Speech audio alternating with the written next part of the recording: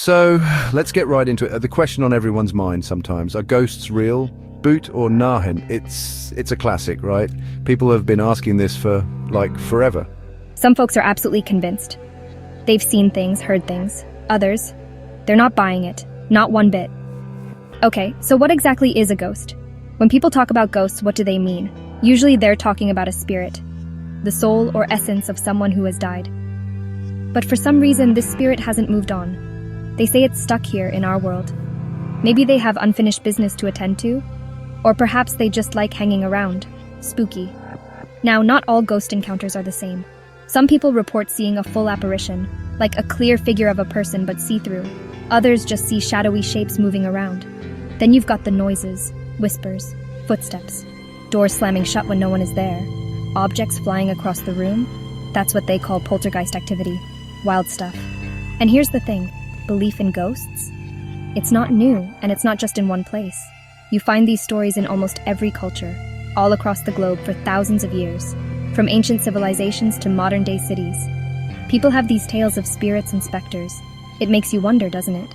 Why is this idea so widespread, so persistent? All right, let's dive into some spooky stories.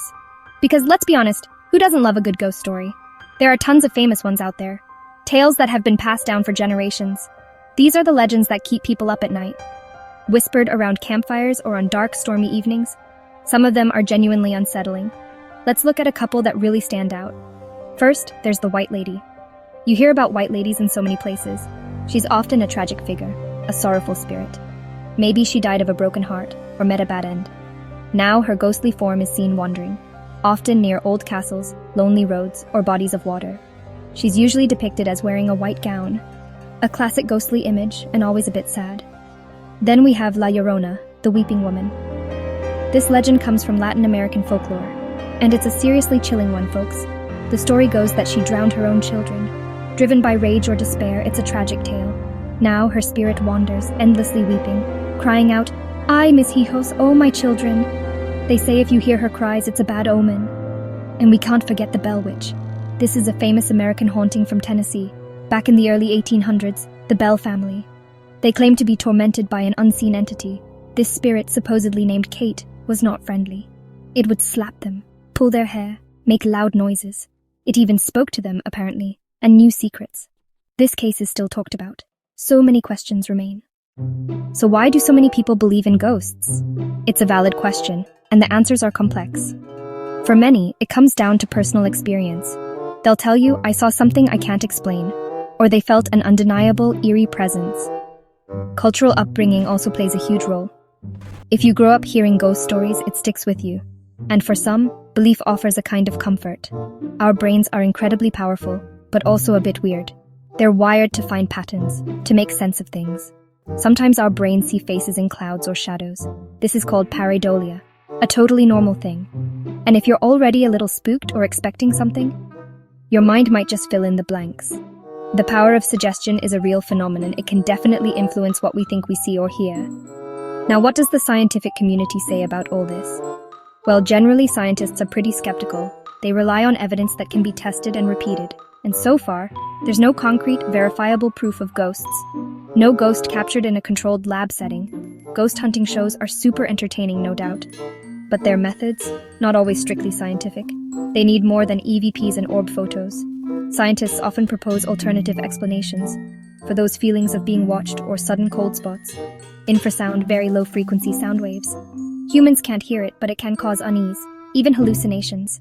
Things like carbon monoxide leaks can also cause weird symptoms, including seeing things that aren't there. Even electromagnetic fields are sometimes blamed. So there are definitely other possibilities to consider.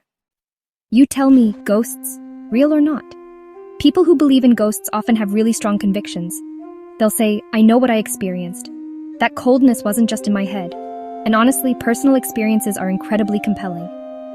If someone genuinely feels they saw a spirit, or maybe heard a disembodied voice call their name, that feeling, that memory, it's very real to them. It's tough to argue with someone's direct experience. On the flip side, you have the skeptics. They are going to ask for solid proof. "Show me the data," they'll demand. They often point to known hoaxes from the past, or how easily natural events can be misinterpreted. They want evidence that can be studied objectively, not just anecdotes or spooky feelings in a dark room. For every ghost story, they'll look for a logical cause. So this whole debate? It's not going away soon. Believers versus non-believers. It's an old story. It's incredibly difficult to prove a negative. How can you definitively prove ghosts don't exist? But then again, proving they do exist, that requires some pretty extraordinary evidence. The kind of evidence that would convince almost everyone. And honestly, we just don't seem to have that yet. So, after all this, what's the answer? Are ghosts real entities, spirits among us? Or is it all down to psychology, environment, and suggestion? Maybe it's a little bit of everything? There's no easy yes or no here, folks. Ultimately, it's up to each of us to decide. What do you think after hearing all this? Please, I'm genuinely curious to know.